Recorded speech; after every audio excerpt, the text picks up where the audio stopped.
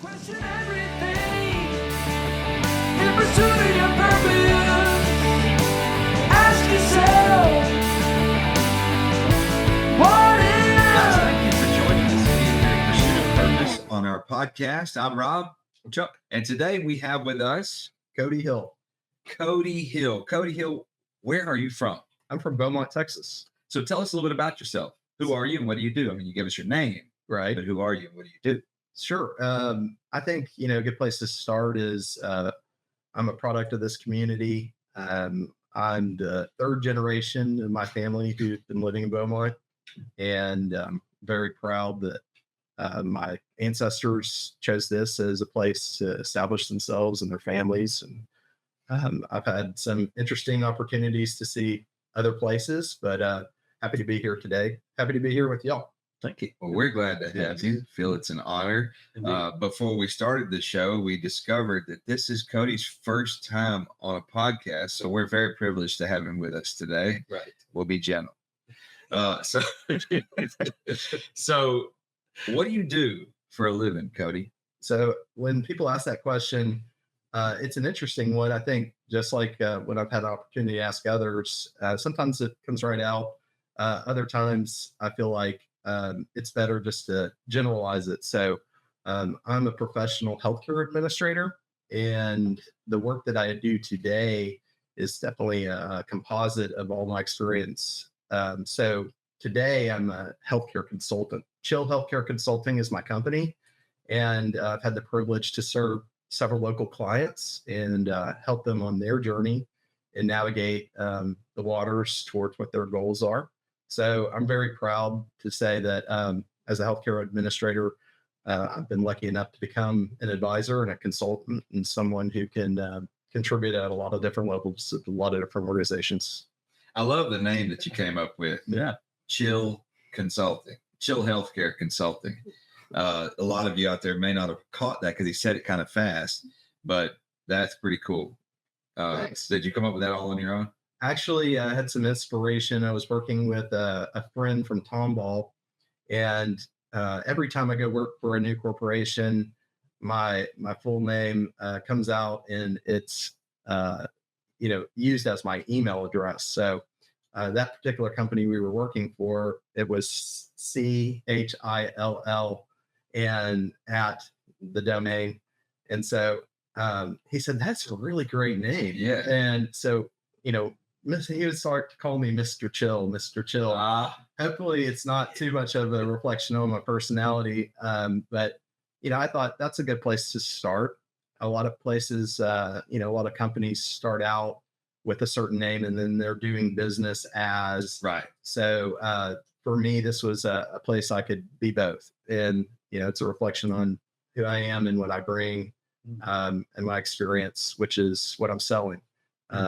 Honestly, that's been a very interesting journey for me to get to where I am, and it's definitely it's a buildup of all the people who helped me along the way, and I definitely want to honor those that have contributed to getting me started in business, and there's a lot of people behind success, so I feel grateful, very grateful for anyone that's encouraged me, whether it's the name of my company or it's the legal team that helped establish the company or the clients that gave me a chance to start out. That's amazing. It is. So you alluded to your journey and you also said the word start. So I'm going to use those two words to talk about the start of your journey, not just in business, but you as a person. So you talked about how you were born and raised here in Southeast Texas. I'd like to talk to you about your childhood home. Okay. So how many siblings did you have? I have one sister. One sister. Are you older, younger? I'm the eldest. You're the trailblazer. Okay. So, or the experiment child. Yeah. There's There's that saying, the first rat, might be the first to win the race, but the second rat is the one that gets the cheese. So think about it. Yeah. Oh, I was the oldest too, brother. Me too. I can relate. Did you get the cheese? I have no cheese in my life. No. The only cheese I got was later after I moved out of the trap and bought my own cheese. Yes. at home. That little rat got all the cheese. Yes. So, what was the age gap between the two of you? We're Or I what guess is the 21 months apart.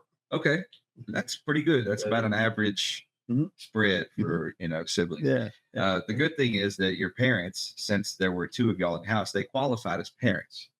A lot of these people with a single child, as a person with a team at home, Mhm. I have a hard time believing in them and their parenting abilities if they've only got one kid. Mhm. If something's broke in the house, it's pretty obvious who did it, Yeah. or at least who you're going to blame. Yeah. But if you got two kids, That's you right. qualify because they will make you feel crazy. My favorite phrase, because we had our youngest, was there's a 10-year gap between her and her next brother, and then another one above that. And so whatever thing would, because she was basically an only child at 8, everybody was gone. And so things would happen. I'd be, it about narrows it down, sweetie. She's like, there's nobody else. And she was a good kid, but every now and then there was absolutely no divert. Like couldn't be anybody else. Can't be the dogs. They don't have thumbs. So no, sorry. That's about how it goes. So, but with you guys being so close though, that in age, that actually put y'all in similar situations. At times y'all schooled at the same campus and things like that. And so, Sure, we had the same light bulb moments. yes. We had the same, dynamics, I would say, in a lot of cases. So, very, very happy that I had somebody that, even today, we share a lot of information about, similarities or differences and ideas about upbringing. So you point that out. It's a definitive part of a human being's life to have development, upbringing, and with those that are involved in nurturing. Yeah, we really respect our parents for the way that they gave us a good home life, focused on education, gave us some outlets for our energies and school, but also extracurriculars. And both of us, I think, had a very fair shot at life. So I'm really, really grateful there too. I would say, I would say my sibling feels the same also. I'm happy that she can articulate that. So Good. Yeah. What were some of your extracurriculars? When we were growing up, we had a lot of enthusiasm around soccer. So there's a family in Beaumont, the LeBoys, who helped really drive competitive soccer in the community. And, with those types of mentors and parents and leaders, this was something that really became a strong part of our lives. And I would say today, when I look at what's going on with youth soccer in Southeast Texas, it's amazing what's changed. It's amazing what's stayed the same. There's definitely a lot more opportunities for young people to get involved. But, we traveled a lot all over the state of Texas and Louisiana. A lot of sacrifice really on the part of parents. And I think that's what I come away from some of these experiences with, is the sacrifices that are made to help other people achieve their dreams and their goals, their hopes. I love that extract. I love it. That's good stuff. So I'm curious about with all this going on, and you and your sister relatively close in age. What was discipline like in y'all's home growing up? Discipline, I wouldn't say it was authoritarian. You didn't get any whoopings? I would say that physical discipline was a part of the regimen. I think that the part of the regimen that resonates with me today, and especially as a parent, the part that was important was about self-respect and the idea that choices, the straight and narrow path is very straight and narrow, and any diversion from that is just leading to difficulties, barriers, and choices that we made as young people could have implications later on in life. But really, those choices are a reflection of how we respect ourselves. And if we can respect ourselves, we can definitely respect others. So for me, that's what I take away from childhood as a part of the disciplinary style of both parents. And, I look forward to seeing how my kids grow and respond to that. So there's a lot of different techniques and tactics, but I feel like the one that's best is about, we're our own, person, and we have the ability to respect ourselves each and every day. Let's choose to do that and then respect other people as well. That's impressive. It sounds like your parents were astute in their leadership abilities. So if you could, sometimes it's hard to remember, but can you describe how they instilled this self-respect? What tools did they use, and how did they equip you in that way? Because that's impressive. You're the first to come with that explanation Yeah. from their childhood. So I would love to know more about how they equipped you this way. Okay. I don't think that they did this on their own. I feel like this is That's something good. that they Yeah. pulled from their faith. They pulled from families, both my maternal and paternal side. They surrounded us with people who loved us.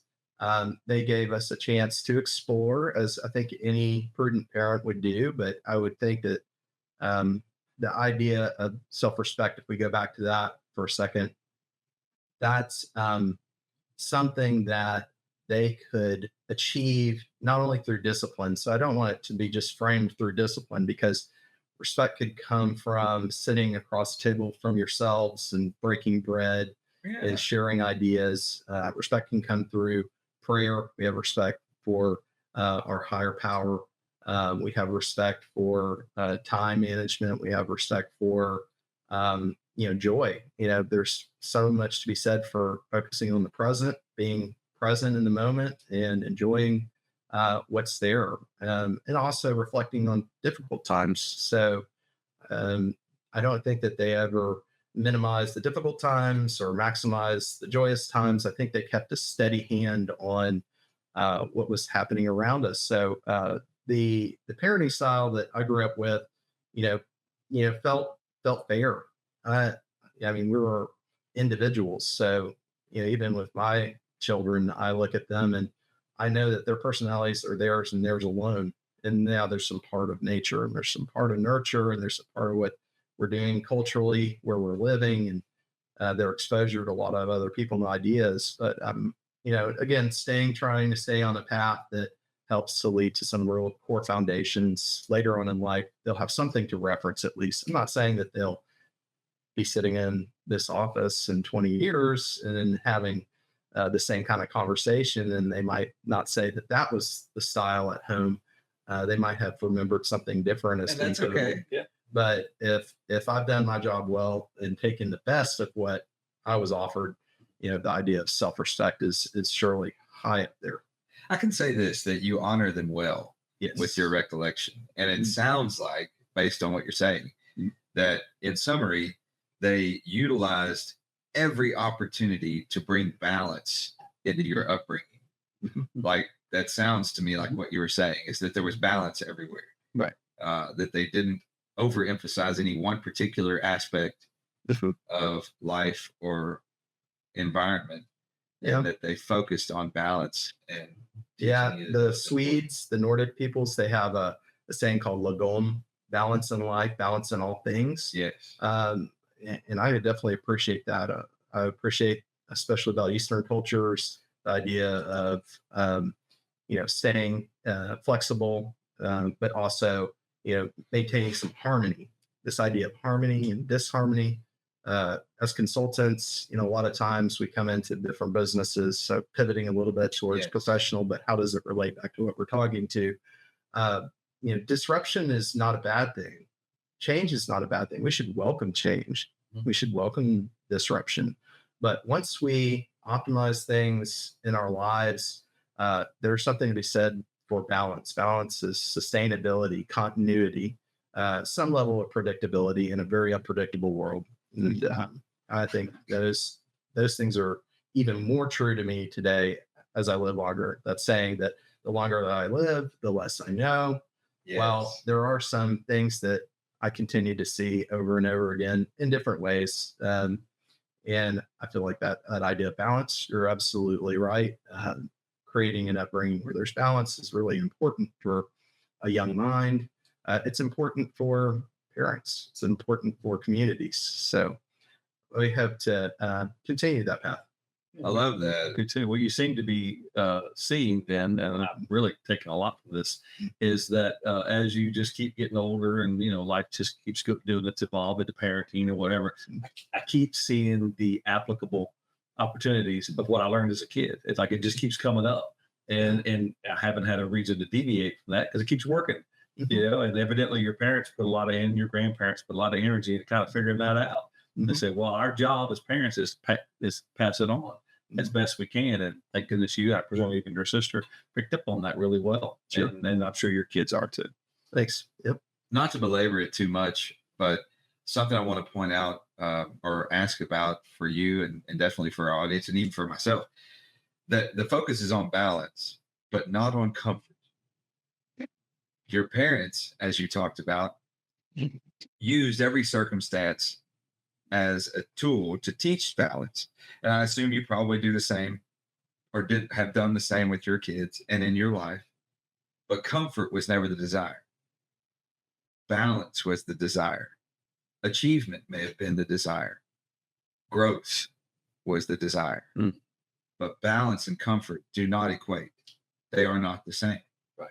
So I want to make sure that everybody understands we're saying balance because we're what it sounds like your parents taught you was to appreciate the good times and the bad times, to know the difference and grow from both. Sure. Gratitude is something that we learn to be grateful to our maker. We learn to be grateful to those around us. Honor thy parents. We learn those things. We didn't necessarily understand always why, but I feel like Because I said so. it's because that's the way that things are. Yeah. The way it is.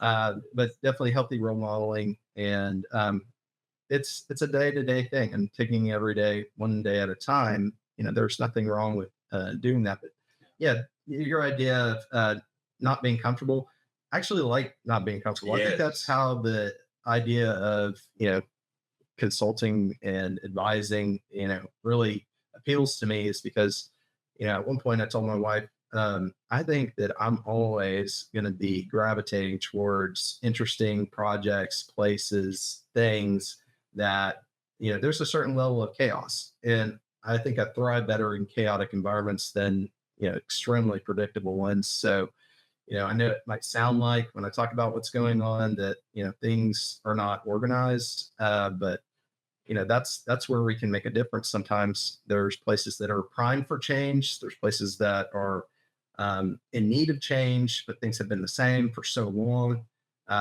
With raising kids, or having a healthy marriage, or trying to be a member of community and make a difference. It's always about trying to understand where we fit, what are our niches, where do we contribute the best. And it could be in a moment when we walk into a room and we see something that is out of place, and if it's within our purview and it's not going to disrupt something to the distress of people around us, there's no reason why we can't be helpful. So I think there's a lot of interesting things that can be done out in the world. There's no one for whom we can do nothing for. That's right.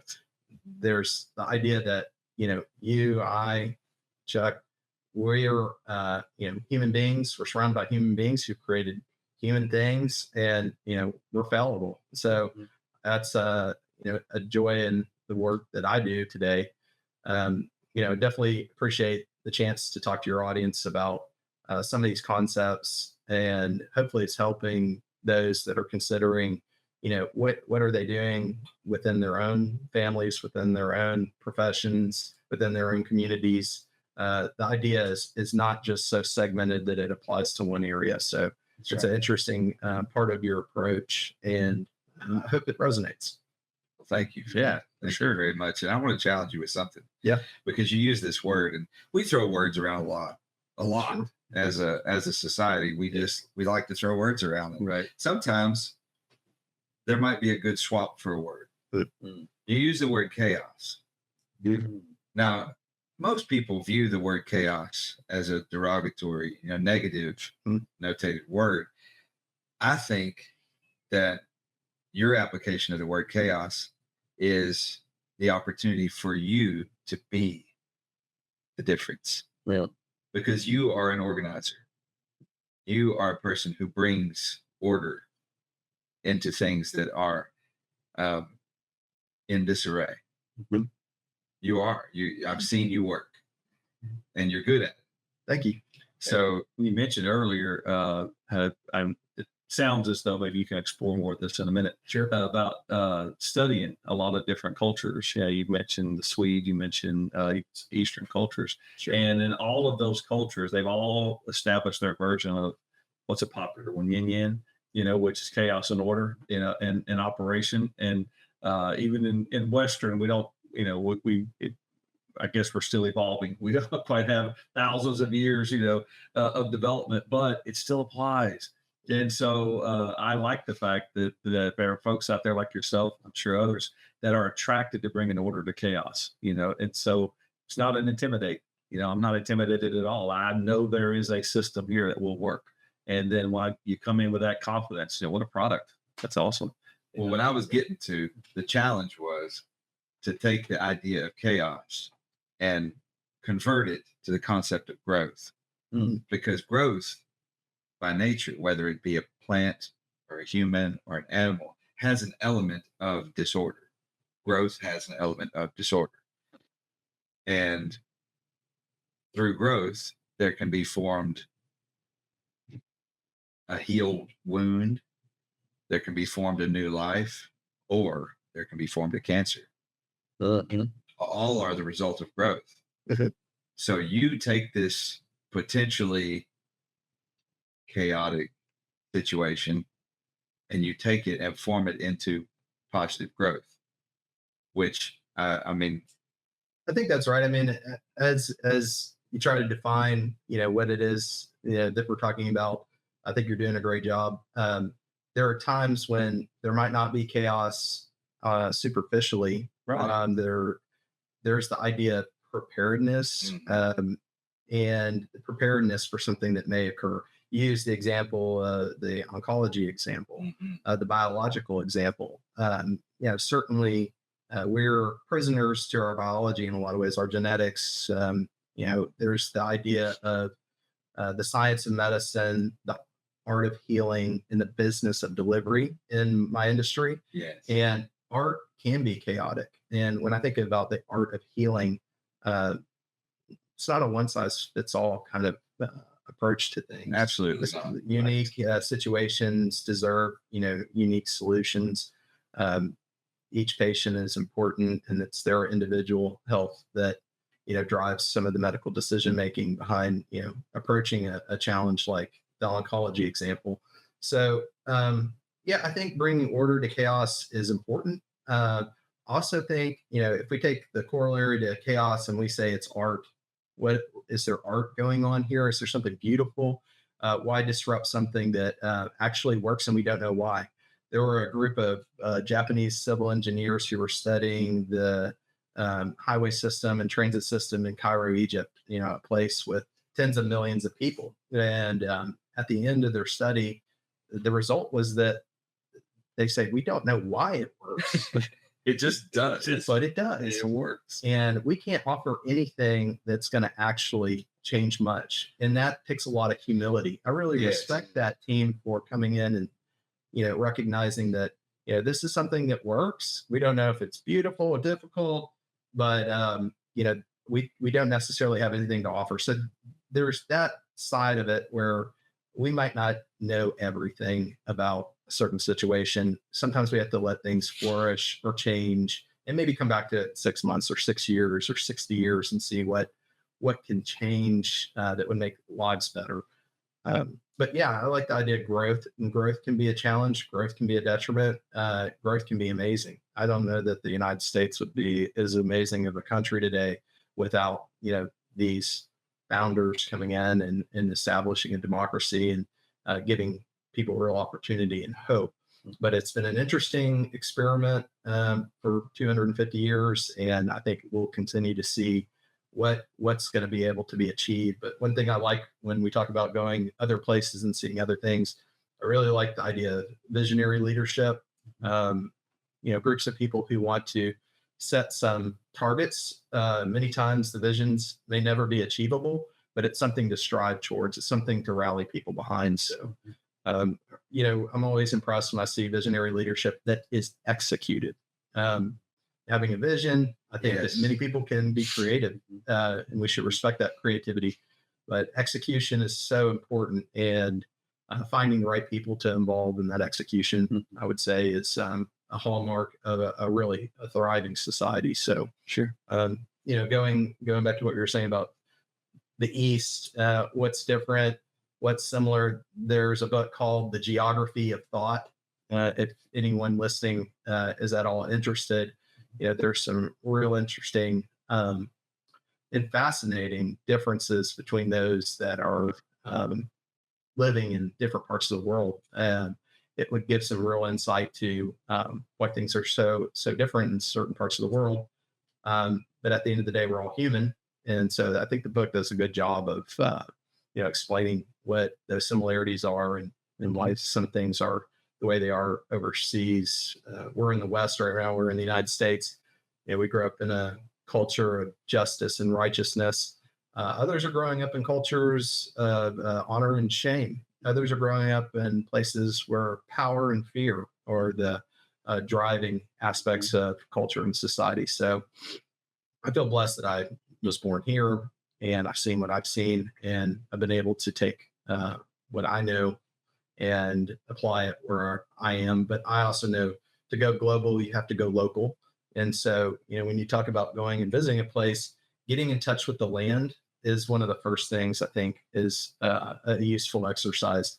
If you're moving to a place with rainforests, what makes the rainforest special and unique? If you're moving to a place or visiting a place where there are deserts, why are the deserts such a core aspect of life and beliefs and understanding? If a person can get in touch with the land, they could get in touch with culture. And if they can get in touch with culture, they can get in touch with understanding. They can get in touch with understanding. They can get in touch, I believe, with growth. If they get in touch with growth, they're going to see their lives transform in ways that they may have never expected. They're going to learn about things about themselves and others that are really surprising, some things that are amazing. So I would encourage anybody who's, looking at something different to go out and maybe follow that roadmap. I'm not saying it's the best one. It'd be really fun to go watch a concert with your favorite artists somewhere different. And if that's the experience you're seeking, then great. But there's a lot of other ways to try to understand the world around us. You just drew a really cool picture. And I'm going to show you what I got from what you just did. So you listed this step-by-step instructional guide to acclimate to a place. But what you really did, to put it in a real short form, is you gave an instruction on how to develop empathy and become a leader. If you took that same principle, those same principles, that same instruction manual, and applied it anywhere, you become an instant leader, first of yourself. And then you have the ability to empathize and influence those around you. Yeah, It's that simple. right. Yeah, that's insightful, Robbie. No, I thought it was beautiful. I was just sitting here like, Well, look at him go. I like the natural terrain reference, because if you, let's say someone does relocate to a certain part of our country, right here on our in our continental U.S., we have all these diverse, just natural environments.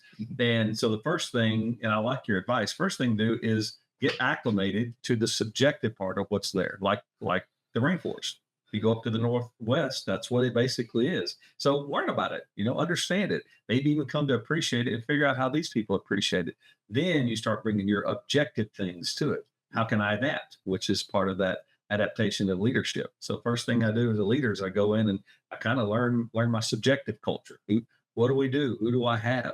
What professions does it attract? What personalities does it attract? And I know that, like, you worked in the medical business. Well, that tends to attract more of a helping profession as opposed to more of a mechanical, thinking folks. That's a whole other subjective nature. And then I adapt to it, and not to change it, a culture per se, but definitely what can I bring to it to lead it. So I like that. I never thought about thinking about just terrain, as part of my learning tool, but why not? Well, when you think about it, we share clients. That's how we met. Yeah. And when you think about how, we're in in different but similar, mechanically similar businesses. We both consult. So when we go to a new client, just like you talked about, new clients all have different circumstances, and you like to get involved. You do the same process you just described. You get in touch with the ground. Mhm. You learn the terrain. You learn the lay of the land. Then you learn what they think about it, how they adapt to it. You learn the culture. Sure. Then you figure out how what you bring to that culture can improve it. Absolutely. So it's the same thing, no matter where you're at, no matter what you're doing. That's what I loved about that. It was so universal. Yeah, I think Yes. what you're saying is true for others. I think people who are looking to contribute within their own families, their own organizations, like trying to understand, what's really going on around them, and where do they fit in, where's their niche. So, I encounter a lot of people who say, I want to get into that business. How did you get into that business?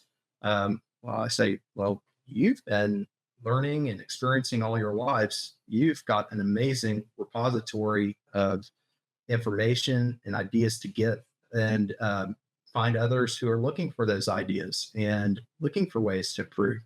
So I'm always proud of people who want to kind of shift gears a little bit, go find a way to offer what they've maybe been doing their entire lives or careers, and go and find opportunities to give back. I think that is important too, is returning. If we don't give it, we won't be able to keep it. That's right. And they say in Africa and certain West African countries, when a man dies, it's as if an entire library has died. And I think that's in a technological age as advanced as the one that we're living in right now. That doesn't have to be the reality. There's ways to capture so much information if we're only willing to set up the right platforms, if we're only willing to take the time to get to know people, take information, package it, share it with the world. So I don't think that we're reinventing the wheel necessarily, but I think that there's so much available to us today to give back. Why not take advantage of these things? Welcome to the Pursuit of Purpose podcast, my friend. That is what we're doing right now. You're doing it right now. Yeah. You are the actual embodiment of everything you just described. You're doing it right now. Well, Yes. congratulations with this. That's something that you've done with equipment, but look what we're doing with smartphones today. That's right. Look what we can do with recordings of our ancestors. It's important to go back and gather from those that are very wise, and tap into that. So I challenge anybody who's listening. Yes. What they're talking about is so far-fetched, but not really. If you have the opportunity within your community, within your family, to go and have the conversation, just do it at the most basic human level. Just go have a conversation. Call somebody, invite them for coffee or for lunch, and find a way to get to know them, and see if that information resonates with you, and see if you can pass it along to others that might find it interesting and useful. It's fascinating. I love that you brought out that the way this show was born. We've talked about it a couple of times, but the way this show was born is I wanted to document my grandfather's life. Okay. He's about to turn 99, and he's a World War II veteran. And I felt compelled that we didn't want to lose that history. Yeah. Knowing that he's not going to live forever and that his time may be drawing short. I just felt this urge. I wanted to document his story. So I asked his permission. I got me a little digital voice recorder, and I wrote me down a bunch of questions, and I went and interviewed him. And after I did that, I got it put, what do you call it? In type. Transcribed. Yes. I don't know why I couldn't get the word, but I got it transcribed, and then I got to looking at it, and I was like, this is great, but it doesn't really embody it as if he was telling. It's almost like taking a picture of something beautiful, and you're like, the picture doesn't do it justice. So then I thought, what if I could record him with my phone? And then I thought, this is not the only man on this planet with this. What if we put it out there for everybody? So this has evolved from that, just like you're having right there, that thought you had about when a man dies, a library dies with him. That's how this was born. Right. So welcome to our library. Yeah, well, yeah, yes. He was one of our first guests, and he was amazing. Yeah. Taking us back to places in time that he lived through. And I'm like, wow, Yeah. right here in your hometown. And talking about living a little bit remotely and having to ride horses to get into Rode a places donkey to school. that we take for granted. We jump on a highway and get here because we didn't have that.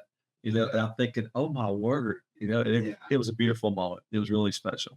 I'm glad he probably contributed more than he really thinks than he probably knows. I hope people immerse themselves in that experience when they encounter his story, trying to empathize as you go back to empathy. I would say, having an idea and understanding a person, place, things, circumstances, events, you can do that with what you've created with his participation. So I hope that you get to encounter more like that and capture their story. Well, I hope they immerse in your story as well. Yeah. Because that's why you're here. So we're going to jump a little bit. So we talked about your sister earlier. Sure. Where's she now? She lives in a place called Peninsula, Ohio. And it's a beautiful How many place. peninsulas could they possibly have in Ohio? That's a good one. So this place, what makes it interesting, if we go back to landscape, one of the only national parks, maybe the only national one in all of Ohio, the Cuyahoga National Forest. It's a place where, somebody from Texas, I think they could thrive in Northeast Ohio, even despite the coldness, the winters. That's what people ask a lot of times. And there's, of course, that feeling that, why am I enduring this another 6 months? And actually, my maternal grandparents moved here from Buffalo, New York in 1950. And my grandmother, she said that she would never move back. She would never even visit places that are extremely cold, and that seems a little extreme until you go and you live through it, encounter something like this. So yeah, my sister's up in the Rust Belt area, Cleveland, Akron nearby, some big urban environments, but she's not living in one of those specifically. She's living in a national forest, which has seasons. I've lived places with no seasons. I've lived places that think they have seasons, like this one. We have seasons every day, like a few of them. Just wait. As soon as the wind changes direction, we'll have a new season. Yeah. So I can appreciate what she's done to create a family. She's a successful engineer. She's a female amongst a lot of males in that industry, in the steel industry. So we're incredibly proud of her and her pursuits, and happy to see what happens next. She's raising a family and contributing where she's living. And while we miss seeing her as frequently as we did when she was in Texas, I'm very proud of the life that she's created out there. So both of you, the reason I asked that question, I mean, I don't like to leave any stone unturned. We like to know where people are. Okay. But also I'd like to illustrate that both of you are honoring your upbringing well. I don't think I'd be sitting here next to both of you if it weren't for a lot of other people around us. So when you say upbringing, That's a village. people feel like, maybe their initial thought, their initial reaction is parents. And I know you talk about that a little bit, but it's really everything that's around us. And, we're coming up in the world and we're encountering lots of ideas. So, I think the upbringing, honoring one's parents, that's fantastic. But I think also honoring one's upbringing, maybe that takes a step that shows growth of mindset where you can appreciate what's here. One of my grandfathers, he was recruited to be the head of the water department in Beaumont, Texas. And so that was how he spent his career after World War II. The other grandfather moved to Beaumont, Texas to practice medicine, establish healthcare facilities. So, I think that they had a good sense of how they could provide upbringing for their families here. But I think it could have been achieved in a lot of other places. I think I'm just grateful that, I've come back and I've gotten to get in touch with the land here. That was one of the first things I did when I moved back to the United States. And especially when I moved back to Southeast Texas, to reestablish this identity that we all have, that we're all blessed to have here. Understand landscape, understand culture, and I get to introduce it to my children, which provides an almost instant opportunity to re-engage with that idea, and then gives us a sense of understanding of people and places around us, and then hopefully how we fit in. So reassimilation is an interesting concept. They call it repatriation. They call it reassimilation. There's these concepts of third culture kids, people who were born in one place or their nationality something else, but now they're living in the third place. So there's all these fascinating things that are going on in our lives that we've been able to thrive. So when you were traveling, you've alluded to your travels worldwide. We haven't really gotten into that, but when you were traveling and living elsewhere from time to time, when people would ask you where you were from, I'm really curious. It's very important. How did you answer that question? I would tell them that I'm from Southeast Texas. There we go, baby. Southeast Texas First, you got to say it. And The country up. to try to accelerate their understanding, I would explain we're living in a place that's on the border of two different states, Louisiana, Texas. So there's a lot of differences in the cultures in the states, but I'm living in a place uniquely that merges those, blends those really well. And I would always encourage people, if they were to come to the United States, most people want to visit one of the major cities for their first visit to this country. I'd encourage them to go to New Orleans, Louisiana. I would encourage them to experience a place that is very different culturally from others. And that's not to discourage any other place in the United States, but I would say, that's how you could understand more about, kind of culture. Visit Houston, Texas, go to the rodeo. And of course, people have preconceived notions. Some people have been to the United States. Some people have been to New Orleans, Louisiana, Houston, Texas, Beaumont, Texas.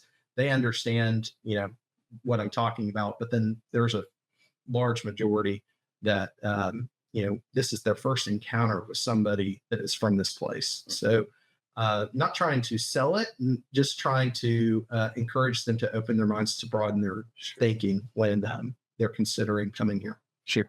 So when you were working in out of state and out of country, sounds like you took a lot of opportunity to kind of immerse a bit, and understand, where am I and what how do they become who they are and all those sorts of things. I have a friend of mine who was in the publishing business for a long time, and they would send her all over the world. She'd been to Frankfurt, Tokyo, all these places. And I go, wow, that's amazing. She goes, yes, it is, but I never had time to get to know them. I would fly in, I shuttle from the airport to the conference and back. So the only part of Frankfurt, Germany I saw was from about 30,000 feet. I was like, oh no, That's kind of sad. it is. And so, but when they started going to these memorable cities such as Tokyo, her and her husband, he said, no, we're staying. We're going to book another week because if we're going to go all the way to that, to something that's historically amazing, I want to know. And so he took a week off and she took a week, and the team flew home and they stayed. And so they now started doing more of that.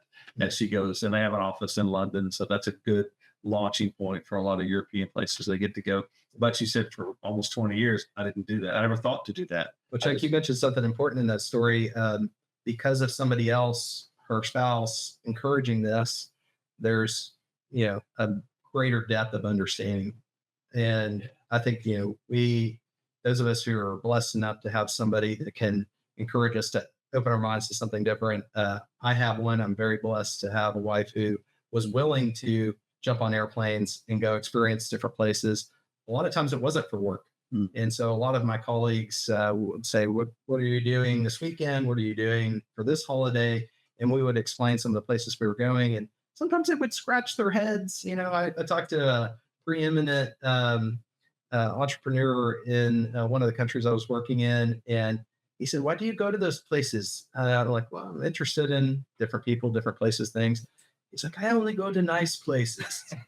And I'm like, well, you have to find the things that are nice in the places. Nice is subjective. Yeah. It is subjective. I think that he enjoyed traveling to places that were luxurious. Right. I don't necessarily, I'm not gravitating towards luxury. I think I'm gravitating towards novelty, understanding. So that's what's motivating. And fortunately for me, I'm blessed to have a spouse who had the same mindset. But I was trying to become professionally something that I felt like I needed to invest in personally to understand others. If I'm trying to help deliver healthcare to people all around the world, I should understand what they're experiencing at a local level. Like we said earlier, or talked about earlier, to go global, one has to go local. And one of my clients, executives, he shared that insight with me. I'm grateful to Mohammed Samir Hassan, who he's from Egypt. He was somebody that helped me understand kind of the world around me when I was living in the Middle East. And where is he now? He's in Cairo. And so he spent a lot of time Kuwait, the United Arab Emirates, Saudi Arabia, but he's now back in his home country, just like I'm back in my home country. So, that is the plight for a lot of those people, myself included, who, attempt to expand their horizons and go do something. Somebody offers them an opportunity to go overseas and work, maybe on a temporary basis, but for us, it was a little bit more permanent. But ultimately, there's change, and we have to embrace that. But we were blessed enough to move back to a place where, we were familiar and we could reestablish ourselves fairly quickly. Well, it sounds like you sought growth everywhere you went. Yes. And even beyond. Yes. That is enormously important for one to pursue their purpose and to become what they're built to be. And you're still doing it. Yeah. So you talked about your wife. I'm going to ask a question that we ask a lot. I'm going to ask you a very specific way. Was it on the list? It is on the list. Okay. This is for the men, the way we ask this question. What year did you guys get married? 10 years ago on Friday. So the length, you knew like 10 years ago, but it's coming up close. Like this coming Friday, like day after tomorrow, Friday. Okay. All right. Well, congratulations. Happy anniversry. Thank you so much. Very good. 10 years. Yeah. 10 years. That's amazing. And how many kids do you guys have? We have two. 2 kids. How did you guys meet? We met on, I say, a quasi-blind date. Oh, a setup. So that was, something that genuine friends, mutual friends of ours, were able to give us. What a great gift. And, I've been very blessed since we met in 2012. So, we'll have known each other 13 years this year, but married 10. So, yeah, it's exciting to be in a relationship with somebody amazing. So, I'm excited about Friday. I know it's a milestone and I should take every day as if it were those milestones, but yeah, I'm pretty excited. Congratulations, man. That is exciting. Yeah. So, is there a surprise in the mix, or are there plans? Or Usually, I don't want you to talk about anything. Never Give it away. Well, if my 5-year-old probably isn't listening. This is not a live show. Okay. So, and she probably won't be able to access. She's the only one that doesn't know. My wife's planned a trip to Florida for us to really give the kids a chance to see one of the most beautiful places in the U.S. South Florida, these beaches, world class. They really are beautiful. And we only live 6.5 hours away. So, what an easy thing to do with the family. In previous years, Lauren and I would always celebrate our anniversary by going somewhere interesting. And this year's no different.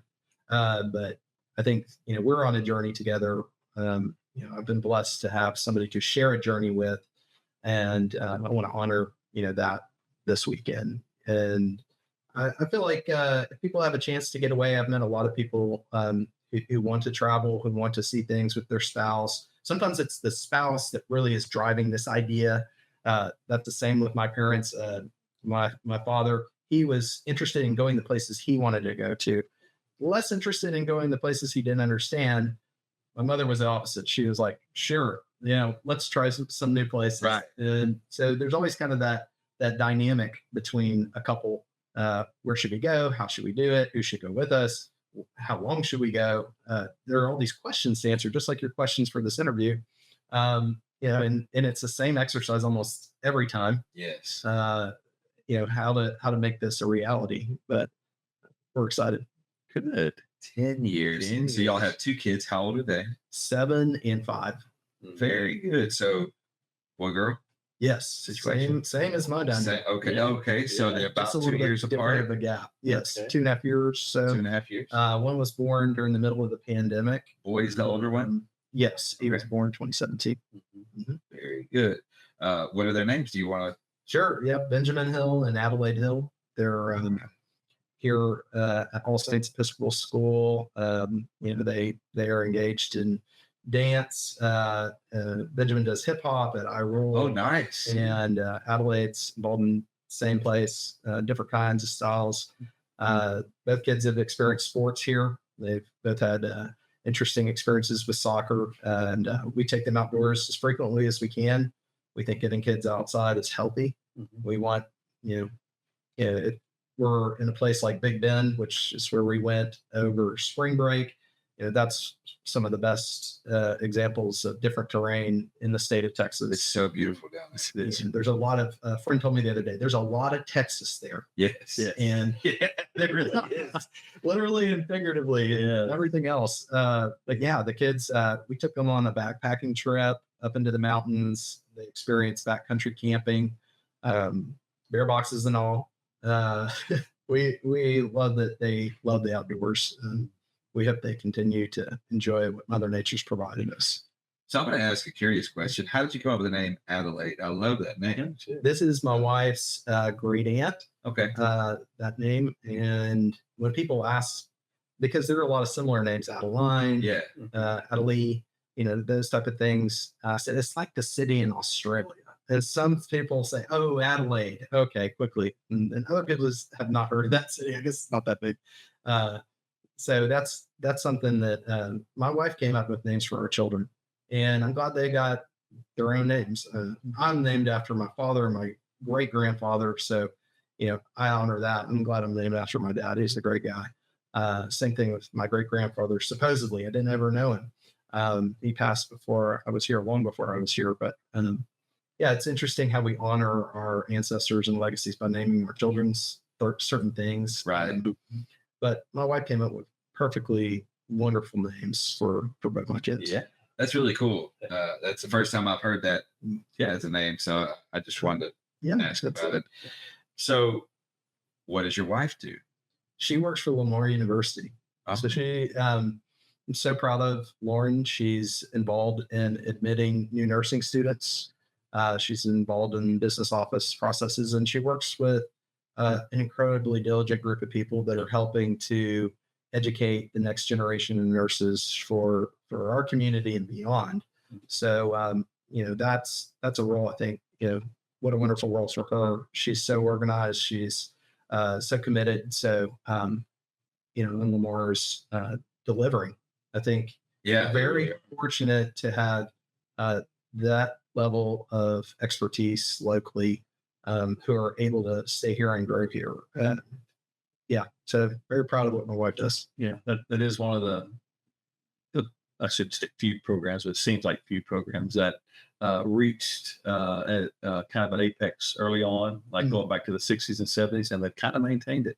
Our engineering program, similar, talk about Lamar, but definitely the nursing program had connections out there for years and years, and they've kept their integrity, as a good program, and I think there's lots of reasons, good instructing, good organization, like with contributors like Lauren, and it being so close to one of the major, medical industry facilities in Houston, and all that it's become, because now that industry is stretching into the suburbs, as you're in that industry, and it's really worldwide. So a lot of kids graduate here and they don't even have to study. They can, but they could just go an hour up the road, if you will, and have incredible careers, and so that's awesome. Good for her.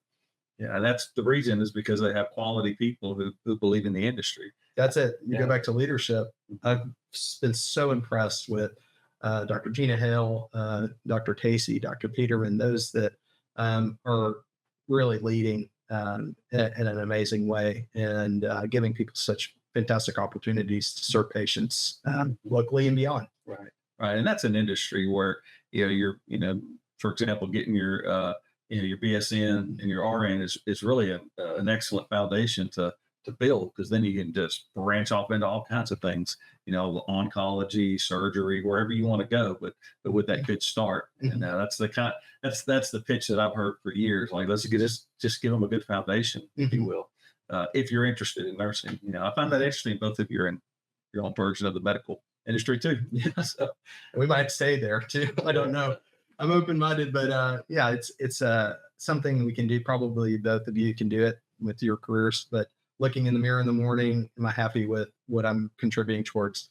Well, with the big picture, I can always say yes. It's helping to deliver something that is amazing, that is probably contributing towards what is most important to all of us, which is our health and our wellness and our well-being. We cannot be the people who we're supposed to be. We cannot pursue our purpose if we're struggling with illness and injury and complications. And that makes healthcare really an ideal kind of path for those that want to, as you rightly mentioned out, Chuck, those who want to help others, those who want to serve others. Right.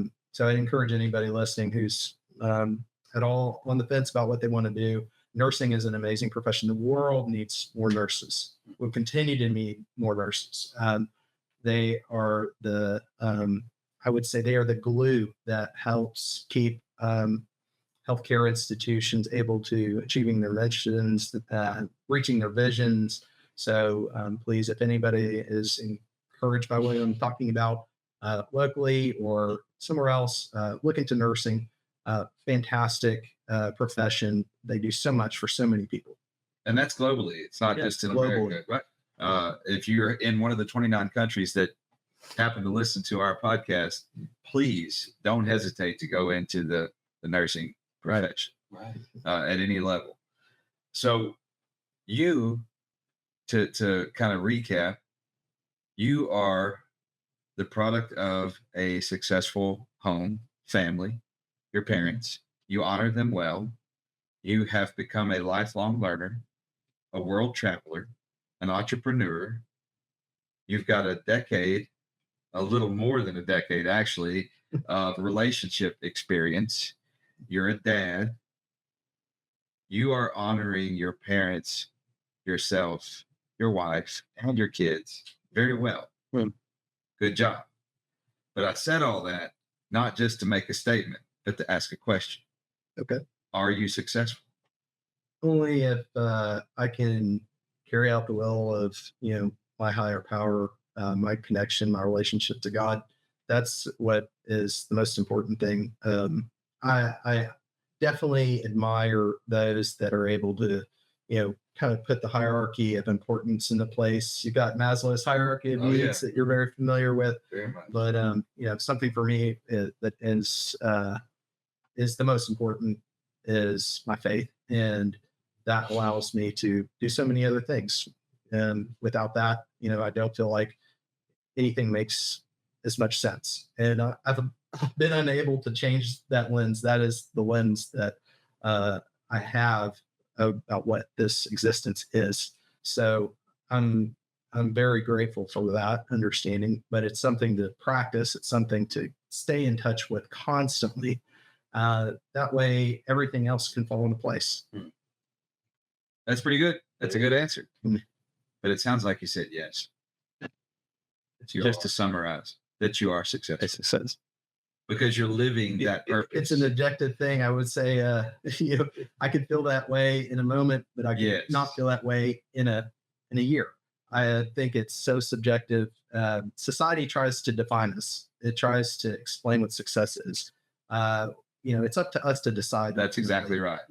If I felt like yesterday the most minuscule thing that I did was the most successful part of my day, I'm not sure anybody else would feel that way, but I watched a documentary about the Vietnam War yesterday, and one of the leaders of the aircraft carrier did at the end of the Vietnam War was push $100 million of heavy equipment, aircraft, helicopters off the side of the aircraft carrier in order to make way for more people, to evacuate more people out of that country at the end of the conflict.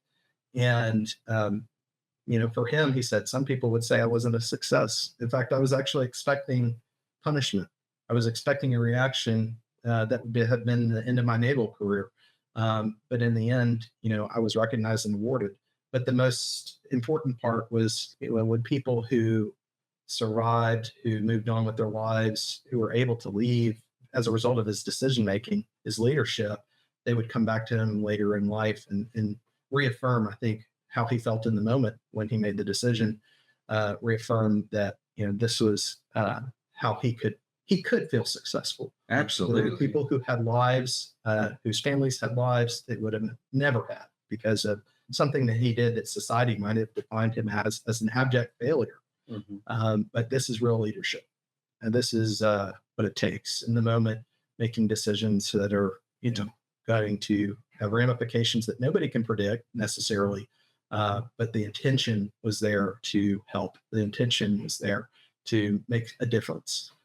So I'm very impressed with, what I saw yesterday. That's interesting, and I've seen the footage of them pushing the choppers and stuff into the ocean. But in that moment, he was just saving lives. That's all he was thinking about: just get as many people on this ship and let's get out of here. And probably not thinking, and I think it's truthful, we can say that I'm not thinking 20, 25, 30, 35, 40 years from now, what's going to become of these families? I just need to get them out of here and into a better place, and then let God's great nature take its course. And it did. And people probably have all kind of businesses and other successes. Maybe it's college or whatever they chose to do as a result of that one decision, or that set of decisions in a pivotal moment. And but that's that courage, and that's part of you mentioned Maslow. I teach that in one of my classes, and so outside of a community, we start taking risk, and we're not going to grow without the risk. There's absolutely no way to do that. And so the risk was the decision. You know what? I'll take the risk. It may end my career, but I don't care. There's 5,000 people down on the deck of this ship that will live as a result of that decision. So I'm willing to pay that price if that's what it takes. And I think that is definitely all of the other aspects, parenting, partnering, whatever it is. I'm not going to be a risk taker. I'm not going to grow. I'll never know. And so that's a good story. I like that. So there was your success. You learned an aspect of the Vietnam War that maybe didn't fully get your mind wrapped around, but you did yesterday. Yeah, if I have to admit to anything, Robbie, that you're accusing me of, I would say trying to be a lifelong learner. I think that's one of the more important parts about success. Absolutely. I would agree. So if I'm able to capture that from something I'm encountering in the world, from this podcast, from when I walk down the stairs or I take the elevator down today and encounter somebody, that's important about becoming success for that day and maybe for that life. And there's so many uncertain unknown things. So, give it your best faith effort, make a difference, and make every day a work of art. But, enjoy life, enjoy being in the present. That's good stuff. It is. So I got two questions for you. Number one, well, I got lots more, but I mean, we're gonna run out of time. But what are you afraid of? Fear. That's a great, very broad concept. Fear of, our Lord, God-fearing. I would say that's a healthy fear. I think there's a lot of irrational fears. And over time, I've become more in touch with what, I should fear and what I shouldn't. But I think, having a healthy respect. I mean, there's that tier of, should I fear something or should I respect it? And I don't think that we should fear ourselves. I think that we should find a way to respect ourselves and then find a way to understand the world around us. There are a lot of things, if we look back at history, the people who were living in those times, they had a fear. They had a fear of wildlife that was a healthy fear that drove decision-making, a fear of, thwarting powers, a fear of man. The most dangerous animal in the world is man. They have an idea of, our ancients really, there's not that much difference between us and them. And we can call it fear, and then we can try to understand it. We should whittle away at fear and try to understand respect. But when it comes to, as I mentioned, what are my core beliefs, I think if I can fear God and accept that that is a fear of, retribution, of, a fear of not carrying out God's will, my life is a lot better off with that fear. I believe it. I've adopted it. I want it to be part of my life, and I'm not going to allow the fear to prevent me from growing. But I've got that. So yeah, I have to admit that as a person, I'm, fallible, and I have a fear of God not looking down upon this life and feeling like I'm giving back everything that God gave me. So yeah, it's very religious. I think we're venturing into that territory, but a little bit more, which is good. I think it's good for people to hear others talk about faith and why it's important. So you'd say you fear your creator. You fear failing your creator. Yes. I would agree with that. If I could work that into a question, then how has failure, we've all had it, how has failure have been an asset to you? It helps us change. It helps us change quickly. We can forgive others quickly because we know how important that is. We can practice, piousness. We can practice staying in touch with our Maker, and I can just lean on that anytime that I need to, which is all the time, all the time. So, if I have to express a vulnerability, to me, it's also my strength is I rely on my Lord and Maker to lift me up and give me hope, give me courage, give me strength, give me humility, help me to understand. Good.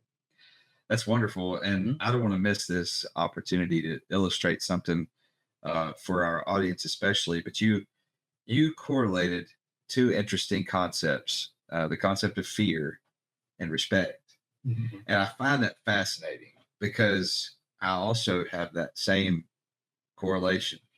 And fear is a prison if used in the wrong way. If not applied to your life in the wrong way, fear becomes a prison.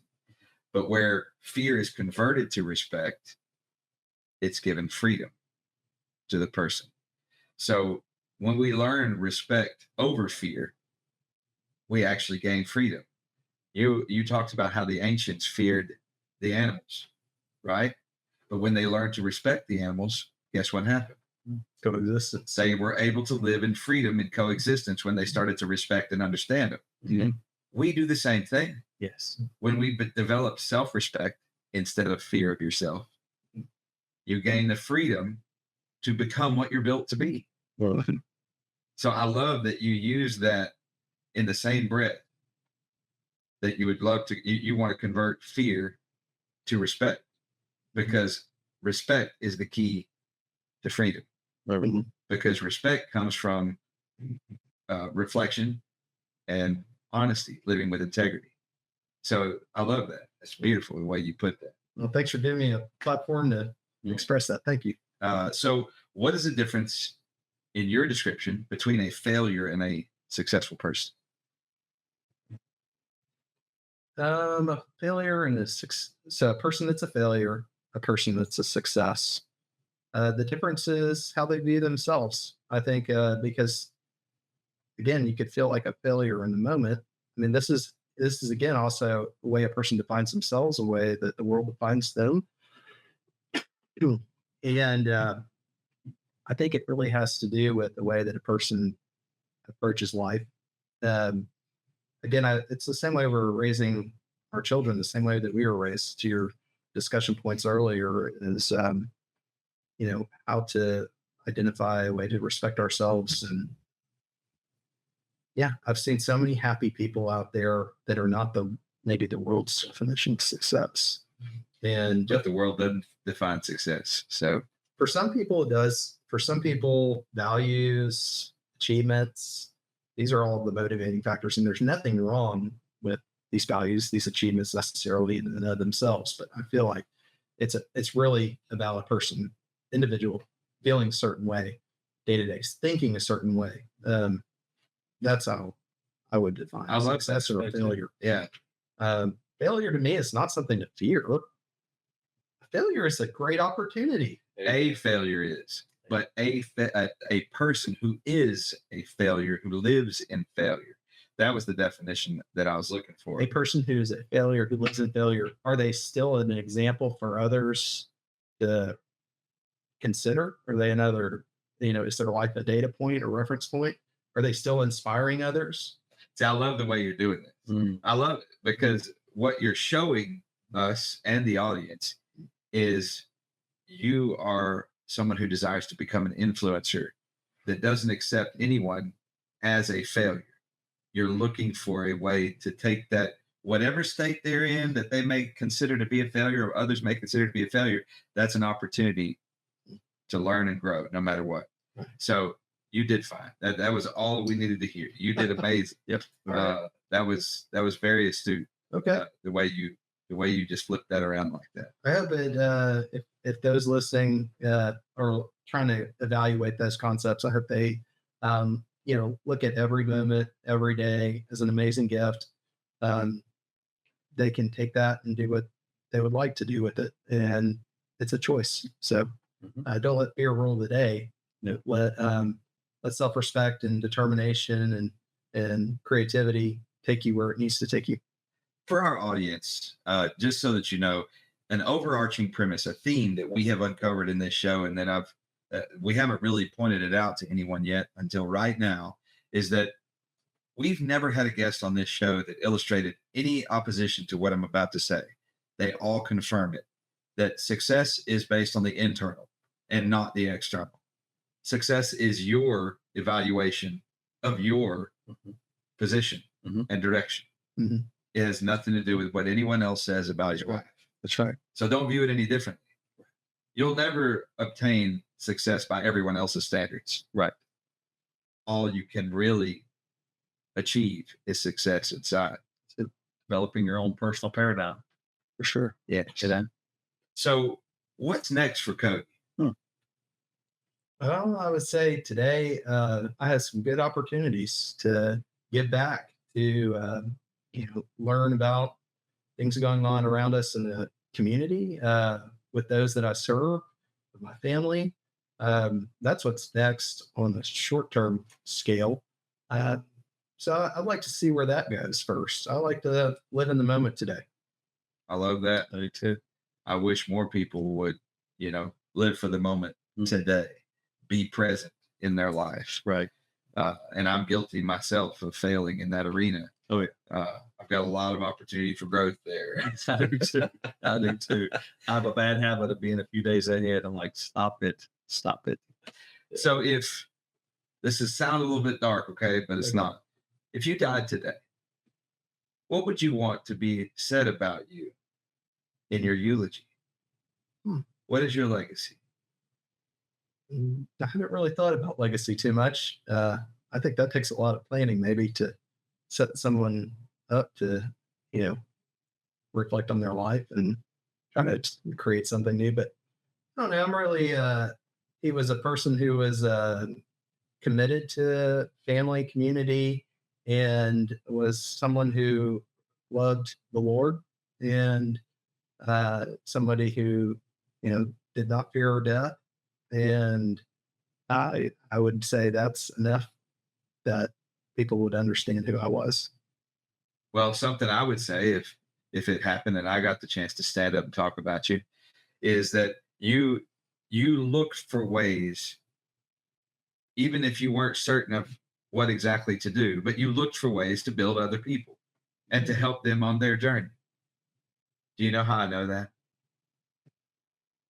You do it with me.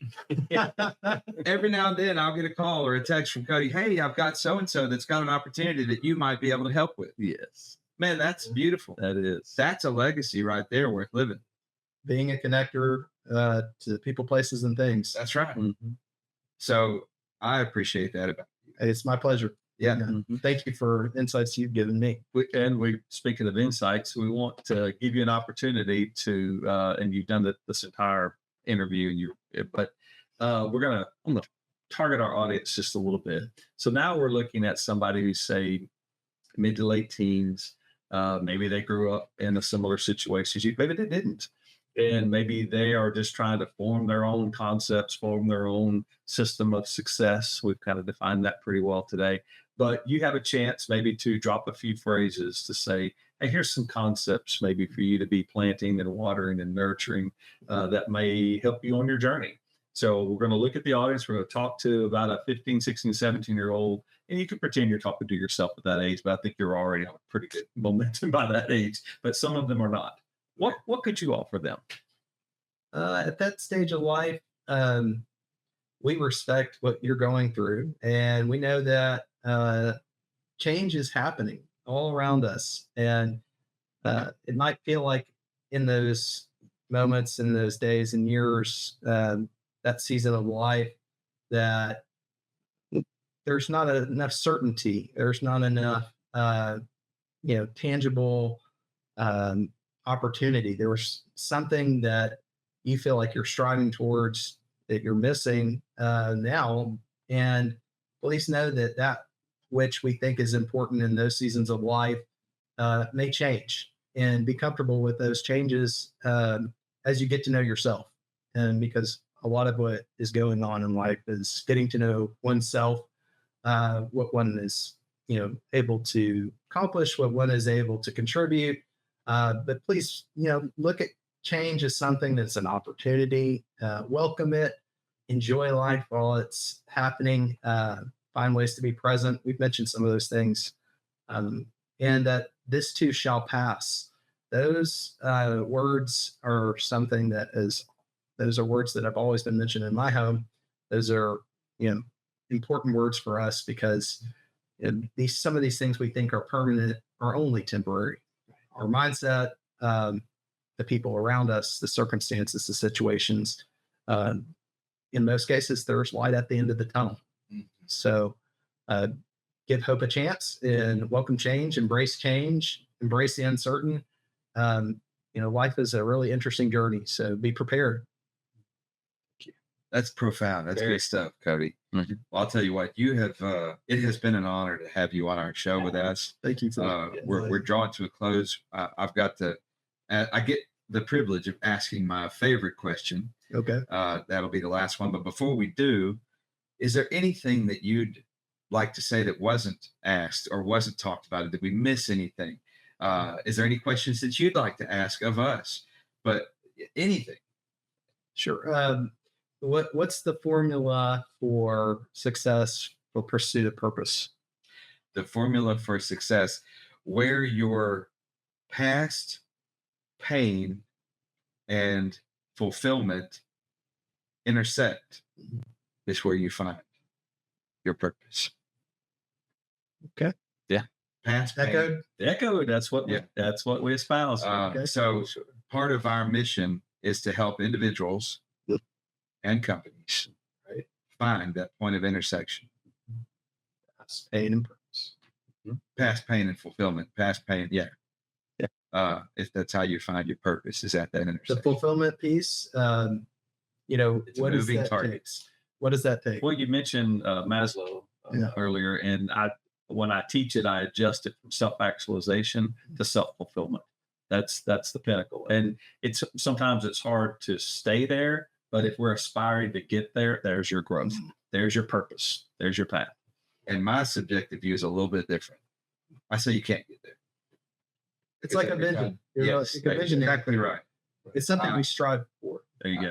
And something I challenge every client whenever we make get a client relationship, whether it be an entrepreneur, a CEO, whatever it is, we have to establish a vision.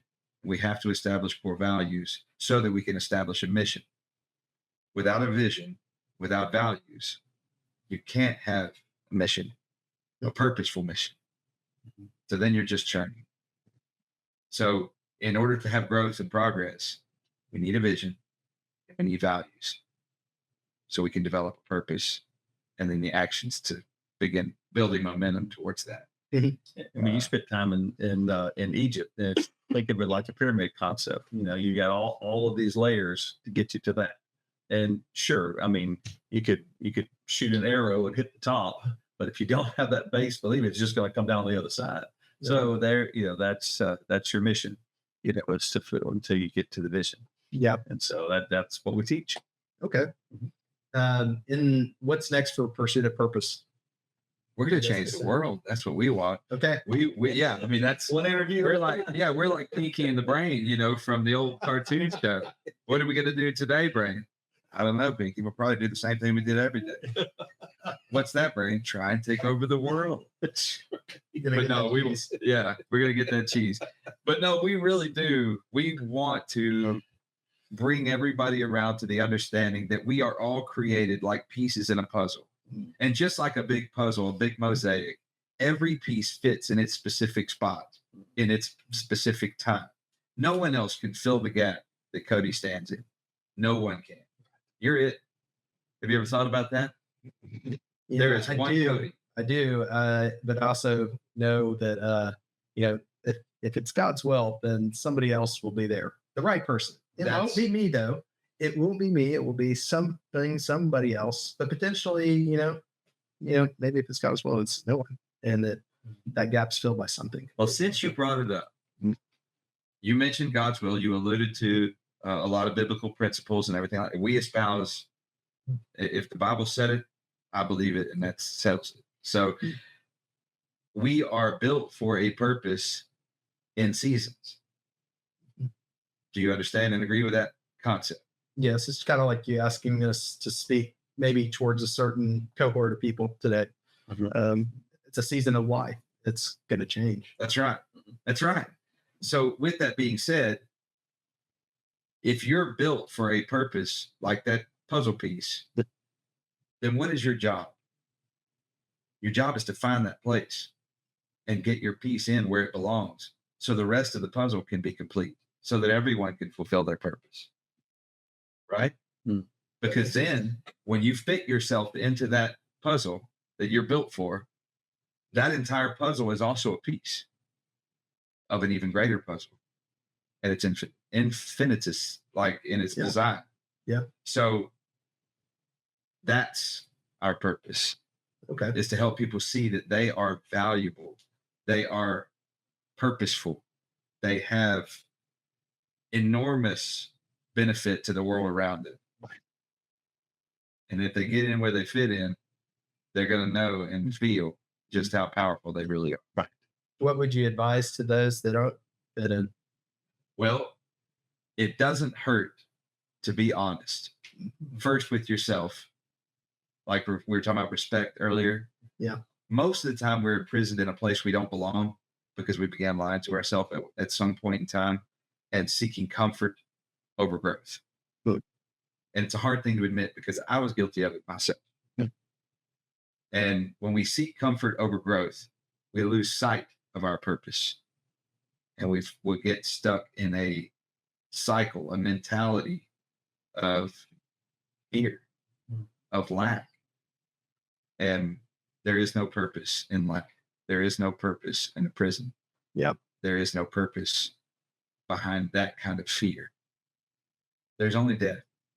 Death of the mind, death of, all the blessings that you could have brought to everybody else. You really do shortchange yourself and everyone around you when you don't pursue your purpose. Very good. Well, I love your input on that. I mean, Yeah, I would say we have a chance to make a difference today. I keep, hitting the tennis ball back that direction, but I think and this idea of imprisonment, if we let something go that isn't right for us, if it comes back to us, it was meant to be. There's a freedom in releasing ourselves from situations that are challenging. That's right. That don't fit. I don't think people should be afraid of change. No, that's right.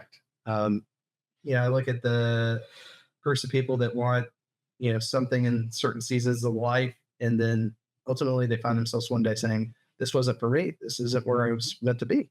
I have a lot of empathy for them. I've been in situations where I thought I was doing what I was supposed to be doing with my life, and God had other plans for me. Mm-hmm. And later on, more became clear. And, I recognized that while I was frustrated maybe with the idea that I should have been someplace, and I made good attempts to make it work, it didn't work. And so I chose to embrace the change and embrace what was different. And in most cases, I feel like I'm better off for it, for those doors that were opened, in many cases for me. Sometimes I had to open the doors. Of So I course. don't want people to listen to this and think that life is just some series of events that we have no influence over, because there are some things like, if you've heard that phrase, I didn't wait for the ship to come into port, I swam out to it. There were many people that were sailing that ship. There were many people that built that ship in order to be sailed. I mean, you could look at it from so many angles, but there are times like you're talking about, Chuck, where taking the risk is so important for growth that if you've made the decision, swim out to that opportunity, swim out to that ship, reach your hand up, you'll find in many cases somebody's there to grab your hand and pull you up and enjoy the journey, because you're driving that life. Right. Very well put. I like the analogy. Yes. And you just succinctly described exactly the same thing I was saying with the puzzle analogy, in that when you align yourself and you begin to pursue your purpose, because it's not about the purpose itself, it's about the will to pursue it. Yes. And when you align yourself in that direction, you give other people the chance to fulfill their purpose as well. Mm-hmm. And that's the beauty of that. The puzzle. Candle lights a candle. So that person reaching down to grab you out of the water when you were swimming out to that ship, Oh yeah. they were built for that time. They were appointed for that purpose. Mhm. And you enabled them to fulfill it. Yeah. So it's a beautiful thing. It is. So is there anything else you'd like to add before I ask my last question? No, I'm good. You've done a fabulous job, Yep. Cody. You've been an amazing guest, a wealth of knowledge, experience, and a lot of wisdom coming out of you. Good stuff. So tradition, last question for the show. If you could go back in time, Mhm.